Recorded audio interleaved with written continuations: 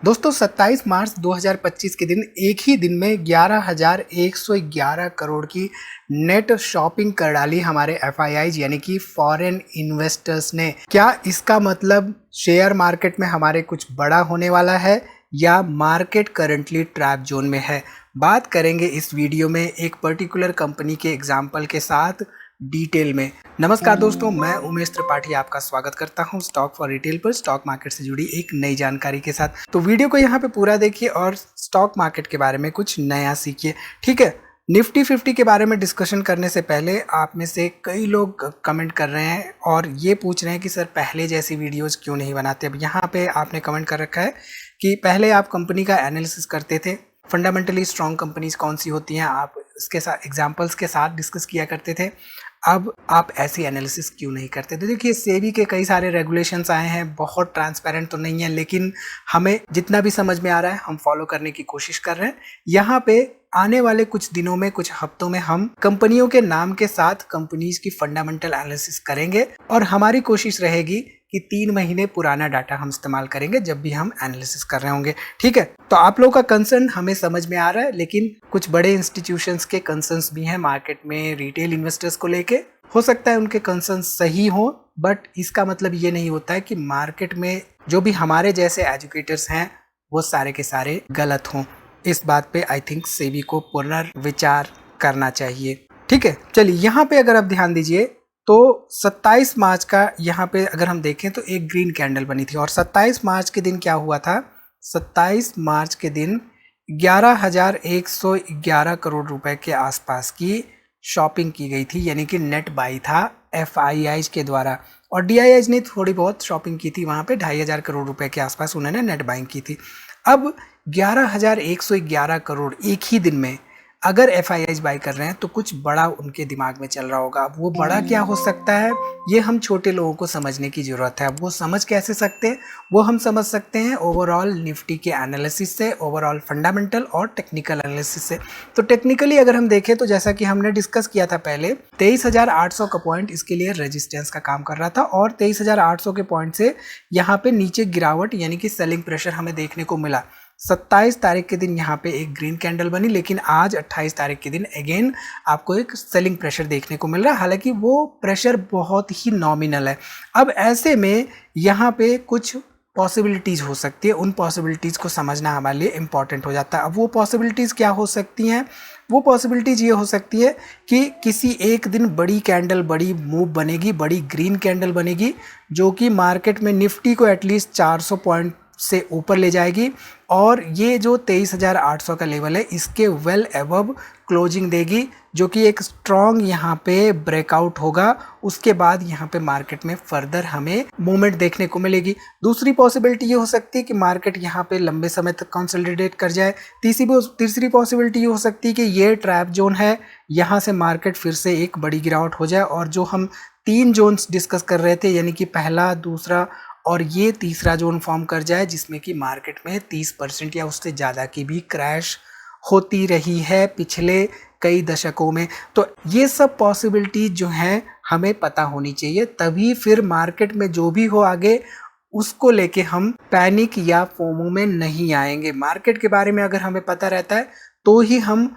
Panic या FOMO में नहीं आते हैं। आपको इसको समझाने के लिए एक रियल लाइफ एग्जांपल देता हूँ। रिसेंटली मेरे एक दोस्त ने क्या किया, मेरे दोस्त ने रिसेंटली एक एसी परचेज किया। उन्होंने एक एसी परचेज किया और जब वो एसी परचेज किया उन्होंने, तो वो एसी एक पर्टिकुलर कंपनी का था। अब वो कंपनी का नाम मान लीजिए C1 है। जब एसी इंस्टॉलेशन हुई उनके घर पे तो उन्होंने एसी को ऑन किया। By default 24 degree Celsius temperature रहता है, राइट, एसी का। अब थोड़ी देर चला एसी, 5 मिनट, 10 मिनट, 15, 20, आधे घंटे तक चलता रहा, लेकिन उनका जो छोटा सा रूम था उस रूम को कूल नहीं कर पाया आधे घंटे चलने के बाद भी। अब यहाँ पे इनको लगा कि क्या ये एसी कूलिंग नहीं कर रहा है, क्या इसमें प्रॉपर तरीके से कूलेंट नहीं लगाया गया है। जितनी उनकी समझ थी उसके हिसाब से उन्होंने सोचा और मेरे पास आए।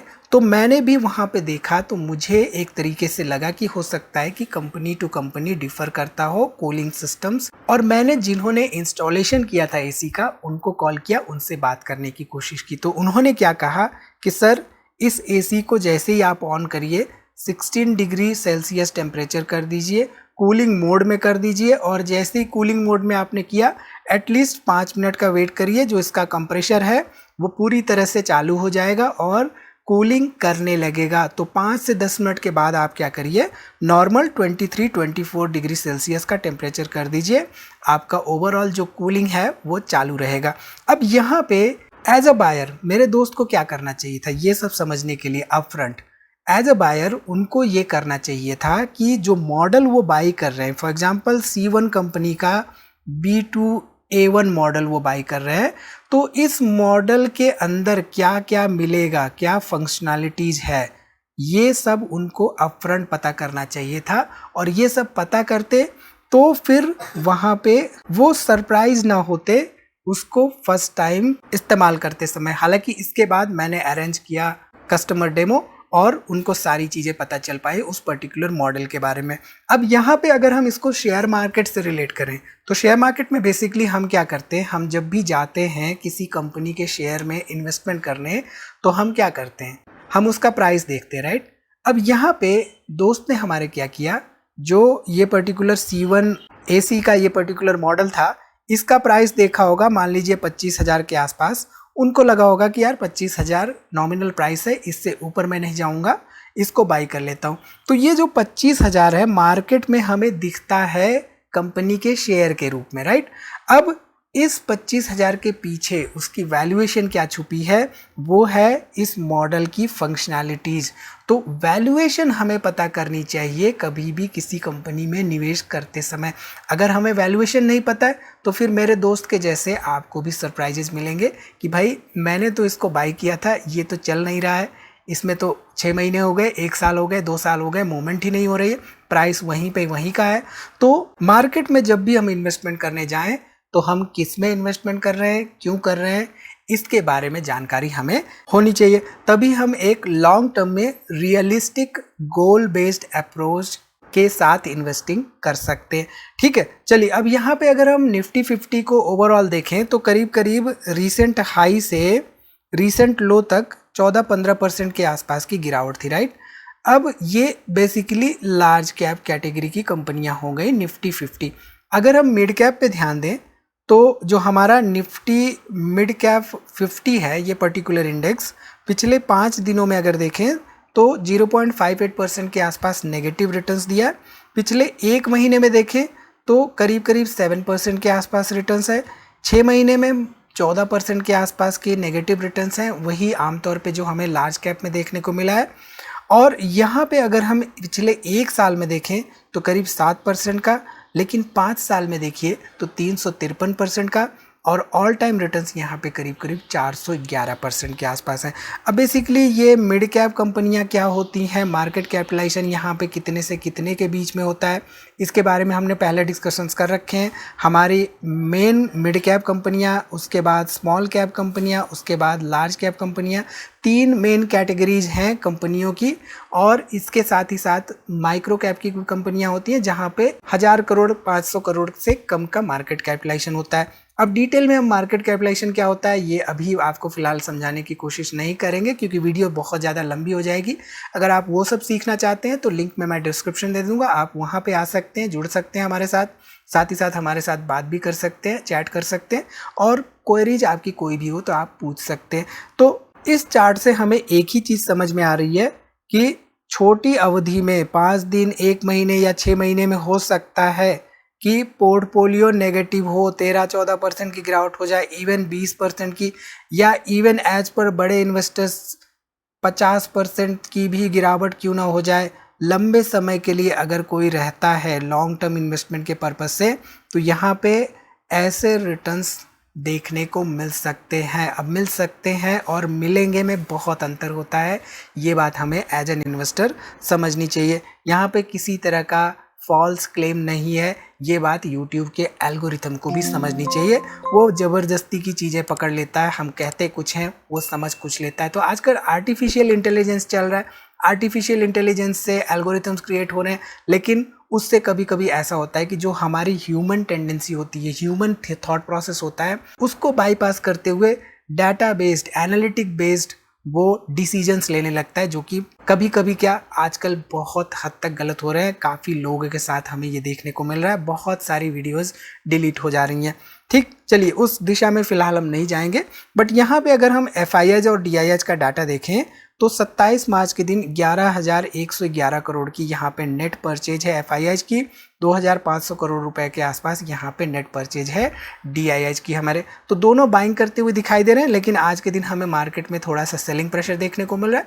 ये सेलिंग प्रेशर हो सकता है कि प्रॉफिट बुकिंग हो, क्योंकि हमें एक रेजिस्टेंस जोन के आसपास मार्केट ट्रेड करता हुआ दिखाई दे रहा है। तो एक तरह से देखा जाए तो फिलहाल लॉन्ग टर्म इन्वेस्टर्स के लिए वेट एंड वॉच वाली पॉलिसी थोड़ा सा कारगर साबित हो सकती है करंट मार्केट सिचुएशन में। ठीक है, अब वीडियो में हमने आपको बताया था एक कंपनी का एग्जांपल लेंगे। ये कंपनी है एशियन पेंट, नाम आपको बता दे रहा हूँ। आई थिंक सेबी को इससे प्रॉब्लम नहीं होनी चाहिए, क्योंकि हम यहाँ पे कोई लाइव डाटा नहीं दिखा रहे हैं। यहाँ पे सेल्स अगर हम देखें 2013 में 10,000 करोड़ का था, 2014 में 12 हुआ, 15 में 13 हुआ, 14, 15, 16, 19 आपको एक इंक्रीमेंटल यहाँ पे ट्रेंड देखने को मिला सेल्स में। प्रॉफिटेबिलिटी की बात करें तो 1600 करोड़ का प्रॉफिट बिफोर टैक्स 2013 में, 1800 करोड़, फिर यहाँ पे 2000, 2600, 2900, 3000, 3300। तो हमें एक इंक्रीमेंटल ट्रेंड देखने को मिला इसके प्रॉफिटेबिलिटी में भी। तो दो इम्पॉर्टेंट पॉइंट हमें देखना होता है, हमें देखना होता है सेल्स में ग्रोथ हो रही है या नहीं, और हमें देखना होता है प्रॉफिटेबिलिटी में ग्रोथ हो रही है या नहीं। और ऐसी कंपनियों को हमें पकड़ना होता है जिनमें कि ये ट्रेंड हमें कंटिन्यूसली 5-10 साल के लिए दिख रहा हो, और उसके बाद हमें इंतजार करना होता है एक गिरावट का। ठीक है, चलिए इसके साथ ही साथ अगर हम शेयर होल्डिंग पैटर्न देखें इस कंपनी में, तो 2022 में प्रमोटर्स 52%, FIIs DIIs यहाँ पे करीब करीब 25%, पब्लिक यहाँ पे 20%, नंबर ऑफ शेयर होल्डर्स करीब करीब 9.5 लाख के आसपास। जून 2022 थोड़े बहुत FIIs गए, थोड़े बहुत DIIs आए, लेकिन पब्लिक उतनी ही रही। दिसंबर 2022 यहाँ पे थोड़े बहुत इधर उधर चर्निंग होती रही, लेकिन यहाँ पे नंबर ऑफ शेयर होल्डर्स 9,80,000 के आसपास हो गए। और सितंबर 2024 का डाटा देखें तो यहाँ पे 9,75,000 के आसपास total number of share holders हैं। अब देखिए धीरे धीरे यहाँ पे नंबर ऑफ शेयर होल्डर्स बढ़ गए थे मार्च 2024 आते आते, लेकिन अब फिर से नंबर ऑफ शेयर होल्डर्स कम हो रहे हैं। तो बेसिकली हमें नंबर ऑफ शेयर होल्डर्स कितने हैं कंपनी में, टोटल शेयर्स कितने हैं कंपनी के पास, क्या लिक्विडिटी है, अगर कल को हम बेचने जाते हैं तो खरीदने वाले अवेलेबल रहेंगे या नहीं, और अगर हम खरीदना चाहते हैं तो बेचने वाले अवेलेबल रहेंगे या नहीं, इन सब की भी स्टडी करनी होती है। और साथ ही साथ शेयर होल्डिंग पैटर्न में एटलीस्ट यहाँ पे इंस्टीट्यूशंस बने हुए हैं या नहीं, ये सब भी स्टडी करना होता है। तो बेसिकली इस एग्जांपल के जरिए आपको समझाने की कोशिश ये है कि मार्केट में एक तो हमें लॉन्ग टर्म के लिए टिकना होगा, और दूसरा हम क्या खरीद रहे हैं, क्यों खरीद रहे हैं, ये जानना हमारे लिए पहले, खरीदने के पहले बहुत इम्पॉर्टेंट होना चाहिए। क्योंकि हमने AC का एग्जाम्पल दिया, राइट। AC जब हमने खरीद रहे थे तो AC क्यों खरीद रहे हैं, किस लिए खरीद रहे हैं, ऑब्वियसली ये तो हमें पता था, लेकिन क्या खरीद रहे हैं, हमारा ओवरऑल एक्सपेक्टेशन क्या है, उसकी फंक्शनैलिटीज़ क्या है, उसके फंडामेंटल्स क्या है, उसकी स्टडी किए बिना हमने खरीदा, इसलिए हमको खरीदने के बाद सरप्राइजेज मिले। तो ऐसा स्टॉक मार्केट में हमारे साथ ना हो, इसलिए हमें ड्यू डिलीजेंट एनालिसिस करनी चाहिए इन्वेस्टिंग के पहले। तो आई थिंक यहाँ से इस वीडियो से आपको काफ़ी कुछ सीखने को मिला होगा और काफ़ी सारा मोटिवेशन भी मिला होगा। तो वीडियो को लाइक जरूर से जरूर करिएगा। तो इस छोटी सी वीडियो में इतना ही, मिलते हैं अगली वीडियो में एक नई जानकारी के साथ। तब तक आप अपना बहुत ख्याल रखिए।